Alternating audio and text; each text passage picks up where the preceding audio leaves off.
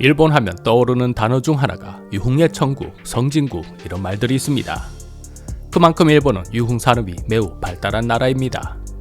일본은 도시 어디를 가도 놀랍도록 다양한 유흥업소가 있습니다. 가부키초, 스스키노, 나카스.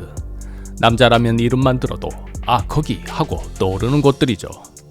일본 사람들은 유흥을 제공받는 것에 대해서는 충분한 돈을 줘야 한다는 인식이 있습니다. 그 흔한 성인 비디오도 불법 다운로드하지 않습니다. 꼭 돈 주고 사보는 경향이 있지요. 모두가 공짜로 보게 된다면 이 산업이 어찌 되겠습니까? 망하겠지요. 그런 세상은 바라지 않습니다. 제가 즐거웠다면 돈을 지불하는 것은 당연합니다. 즐긴 것에는 기꺼이 돈을 지불한다는 이 사고방식은 일본의 여러 산업을 발전시켰습니다. 기꺼이 돈을 지불하며 유흥을 즐기고 기꺼이 돈을 지불하며 게임을 하고 기꺼이 돈을 지불하며 음악을 듣습니다. 이런 인식은 어떻게 생겨날 수 있었을까요? 일본의 유흥 산업이 유독 발달한 이유는 무엇일까요? 역사적 이유가 있었습니다. 1600년대 초 에도 막부 출범 직후 전쟁이 사라지고 도시 인구가 폭발적으로 늘면서 문제가 생깁니다. 노도리 무사들, 농촌에서 유입된 청년들, 일자리를 찾아온 노동자가 증가하자 음지성 성매매도 증가했습니다. 그러다 보니 폭력 사건이 생기고 심지어 인신매매, 성병 확산까지 부작용이 심각했습니다. 도쿠가와 막부는 현실적으로 판단합니다. 성매매를 막을 수 없다면 차라리 국가가 직접 허가하고 관리하겠다. 이것이 유곽의 탄생 배경입니다. 유곽이란 일본 정권이 공식적으로 허가하고 울타리로 구획해 만든 유흥 전용 구역이었습니다. 즉 아무데서나 몰래 즐기지 말고 정해진 구역 안에서 정부가 인정한 방식으로만 즐겨라 라는 시설이었습니다. 그럼 관리가 쉬워지겠지요. 유곽은 남성 본능을 충족시키기 위한 공간 정도로 오해하기 쉽지만 사실 정부의 도시 관리 전략에서 출발합니다. 오랜 전란이 끝나고 평화가 찾아오자 전국의 사무라이들이 에도로 상경합니다. 평화의 시대라면 누구나 좋아하는 시대지만 사무라이들은 꼭 그렇지만은 않았습니다. 그들의 일자리가 사라지니까요. 사람들은 사무라이를 할 일 없이 쌀만 축내는 인간이라며 손가락질했습니다. 과거에는 화려했던 그들이 이제는 필요 없는 구시대적 산물이 되어버린 것이죠. 사무라이들은 그런 상황을 견디기 힘들었습니다. 누적된 불만, 스트레스가 있었습니다. 마치 점점 커지는 풍선처럼 누구 하나 툭 하고 건드리면 언제 어디서 터질지 모를 사람들이었습니다. 막부 입장에서는 이것도 위험 요소입니다. 그래서 사무라이들의 불만도 풀어줄 필요가 있어 역시 통제 가능한 공간에서 풀 수 있게 하자. 그 통제 가능한 공간 중 하나가 유곽이었습니다. 유곽 정책은 부분적 성공이었습니다. 유곽 내부만 잘 관리하면 시끄러운 일이 크게 일어나지 않았습니다. 유곽 정책은 적어도 도시 한복판이 아니라 울타리 안에 유흥을 가둔다는 점에서는 일정 부분 효과가 있었습니다. 경제적 효과도 있었습니다. 여성들의 미용실이 필요했고 기모노 판매 혹은 대여점이 필요했습니다. 술도 팔아야 했고 숙박도 해야겠지요. 유곽이라 해도 남녀가 만나서 그것만 하겠습니까? 예능, 예술 문화도 활짝 핍니다. 술과 기모노를 대려면 운송업도 발달되어야 하겠네요. 가끔 진상 손님도 처리해줄 사무라이가 필요했습니다. 유곽의 효과로 고용 창출이 있었던 겁니다. 세수도 확보되었습니다. 유곽은 엄청난 경제 규모를 형성했고 막부에게는 안정적 세금 기반이 되었습니다. 막부 입장에서는 세수 확보와 도시 상업 성장이라는 두 마리 토끼를 잡은 셈입니다. 성병 관리에도 적극적이었습니다. 막부는 유곽 여성에게 정기적 성병 검사를 실시했고 덕분에 질병 관리에 체계적인 행정 시스템을 시작할 수 있었습니다. 유곽 산업은 나날이 번창하였고 에도 시대 3대 유곽도 생겨납니다. 바로 요시와라, 신마치, 시마바라입니다. 그중 요시와라는 현재 도쿄, 다이토구, 니혼즈스미 일대로 일본 최대 규모의 유곽이었습니다. 건물이 수백 채였고 수천 명의 여성 종사자가 있었습니다. 일본 유흥 문화의 정점을 이루는 고급 기생 오이란 시스템이 가장 발달한 곳이었고 예능과 문학이 결합한 도시 문화의 결정판이 되었습니다. 하지만 부작용도 있었습니다. 유곽 정책은 광범위한 인권 문제, 사회적 부작용을 만들었습니다. 내 빚 언제 갚을 건데 나도 더 이상은 못 기다리겠다. 너 유곽에 가서 일 좀 하자. 많은 여성이 가난한 집에서 팔려오거나 빚을 못 갚는 대신 유곽에 들어가는 경우가 발생합니다. 때문에 유곽은 채무 구속 시스템이었다는 비판도 강하게 나왔습니다. 성불평등의 문제도 있었습니다. 유곽의 손님은 대부분 남성이었기 때문에 자연히 남성 중심 산업으로 발전할 수밖에 없었습니다. 이것이 오늘날 일본의 남성 중심 사회의 뿌리가 되었다고 주장하는 사람도 있습니다. 1872년 메이지 정부는 형식적으로 공장 폐지를 선언했지만 실제로는 관리형 성매매를 유지했습니다. 왜냐? 도시개발과 산업화를 위해 지방 농촌 청년을 대거 불러와야 했기 때문입니다.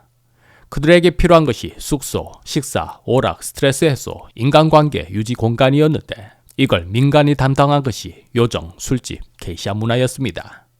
유곽 문화는 1945년 패전 직후까지 이어집니다. 일본 정부는 미국 상대 적계급을 사실상 용인했고 미군 수요가 폭증하면서 유흥 문화가 크게 성장합니다. 패전 직후 일본 정부와 적계급 단체는 특수위안시설협회를 만들어 일본 정부와 경찰의 지원 아래 연합군 병사 전용 위안시설이 대규모로 만들어집니다. 이것이 전후 일본의 유흥산업이 다시 급팽창하는 시발점 중 하나였습니다. 1958년에는 매춘 방지법으로 유곽이고 나발이고 법적 공창제는 공식적으로 막을 내립니다. 일본 정부는 더 이상 돈을 받고 성관계하는 행위를 직업으로 인정하지 않겠습니다. 공창도 인정하지 않겠습니다. 라고 선언했습니다. 일본 정부가 갑자기 왜 이런 법을 하시겠지만 사실은 갑자기가 아니라 메이지 시대부터 이어진 패창운동의 결실이었습니다. 일본은 에도 시대부터 공창, 유곽을 공식 관리하면서 이것은 필요악이지만 국가가 관리하면 성병과 치안을 통제할 수 있다는 논리로 공창제를 유지해왔습니다.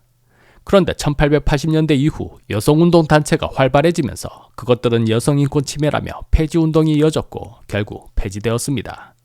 또 1945년 도쿄 대공습으로 요시와라, 신마치 등 유곽지구가 대규모 화재로 파괴되었습니다. 전후 일본 기업들은 가족을 지방에 두고 남성 직원만 수도권, 대도시로 파견하는 경향이 있었습니다. 이러면 어찌 되겠습니까? 혼자 생활하면 외롭겠지요. 스트레스가 많을 것입니다. 이러한 것들을 해소할 공간이 필요했습니다. 법으로 금지되었으니 옛날처럼 유곽에 가서 놀 수도 없는 노릇이고 어떻게 해야 할까요? 이 남자는 직장 문제로 가족과 떨어져 살고 있습니다. 집에 돌아오면 아무도 없습니다. 반겨주는 이 하나 없습니다. 오늘도 혼밥을 해야 합니다. TV라도 틀어보지만 출연자들 지들끼리만 웃고 떠듭니다. 쓸쓸한 마음에 술이나 한잔할까 싶어 근처 술집을 찾아 들어갑니다. 들어가 보니 분위기가 묘합니다. 남자는 뭘 주문해야 할지 몰라 두리번거립니다. 그런데 아름다운 여성이 다가와 술을 따라주고 말을 겁니다. 고향이 어디냐, 무슨 일 하느냐 등등 가벼운 이야기부터 시작합니다. 안 그래도 외로웠는데 이런 분위기는 묘한 기분이 듭니다. 대화는 무르익고 점점 속마음까지 털어놓습니다. 남자는 이 술집에 단골이 됩니다. 이것이 스낵입니다. 일부 일본 남자들은 퇴근 후 스낵 같은 곳에 가서 즐거운 시간을 가지기도 합니다. 스낵은 손님이 앉아있으면 여종업원이 와서 술을 따라주고 이야기 상대가 되어주는 일본 특유의 접객 술집입니다. 보통 규모는 작고 동네마다 있습니다. 춤이나 쇼는 없지만 가격이 유흥주점보다는 저렴합니다. 노래방 기기는 있다고 하네요. 우리나라로 치면 바 플러스 노래방 정도로 할 수 있겠네요. 이런 건 마땅히 직접 경험해보고 설명드려야 하는데 말 나온 김에 바와의 차이도 한번 보겠습니다.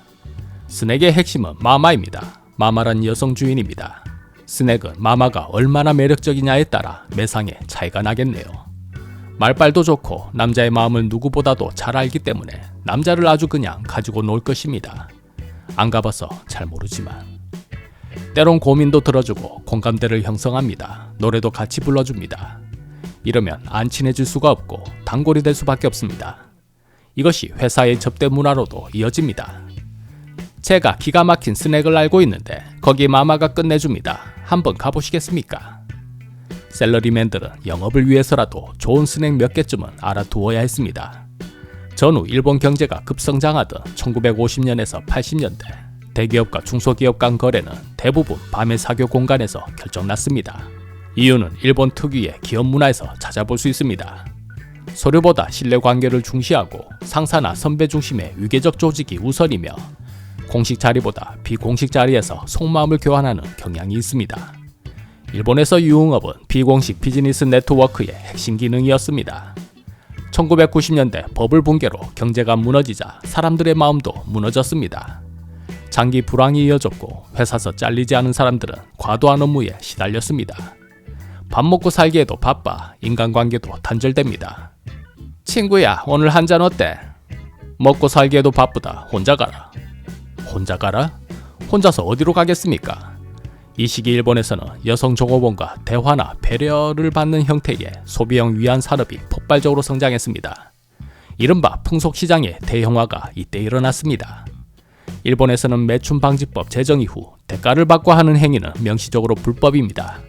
그러다 보니 업소들은 대놓고는 아니고 간접적으로 유사한 서비스를 제공합니다. 그 간접적인 서비스가 무엇이냐? 이건 너무 나쁘끄러워서 말 못하겠습니다.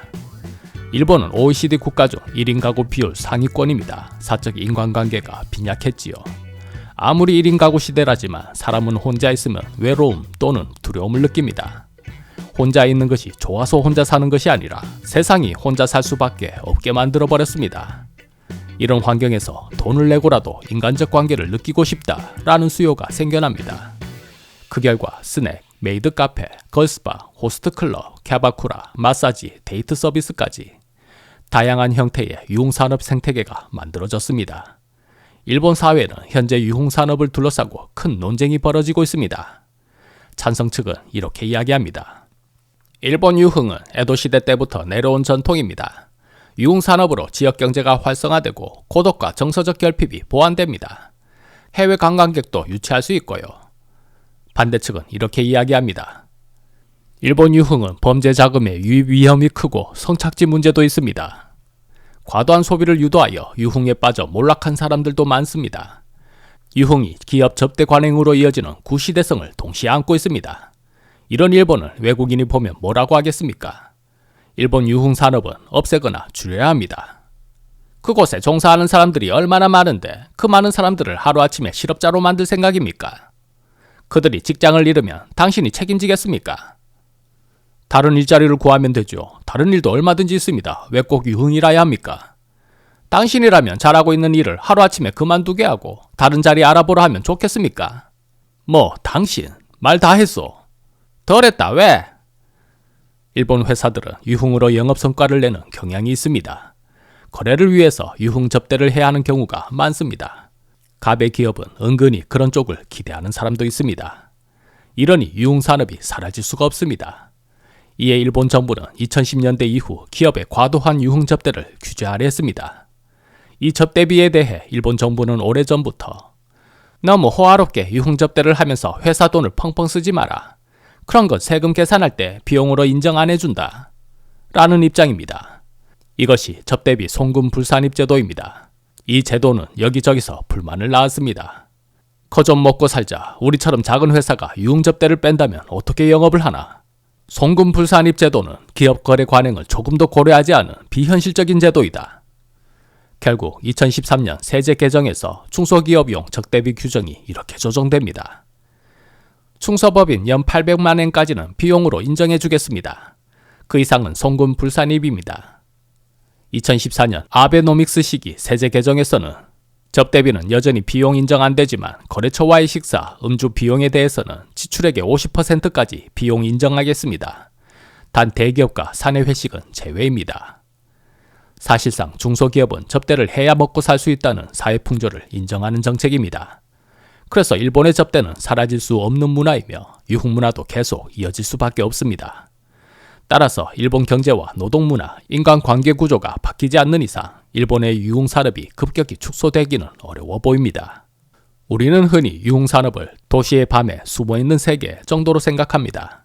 하지만 일본의 경우 이 산업은 국가가 만들었고 경제가 키웠으며 사회 구조가 굳혀버린 거대한 역사적 타성이 있는 시스템입니다. 그리고 이 구조는 지금도 계속 일본의 밤을 움직이고 있습니다.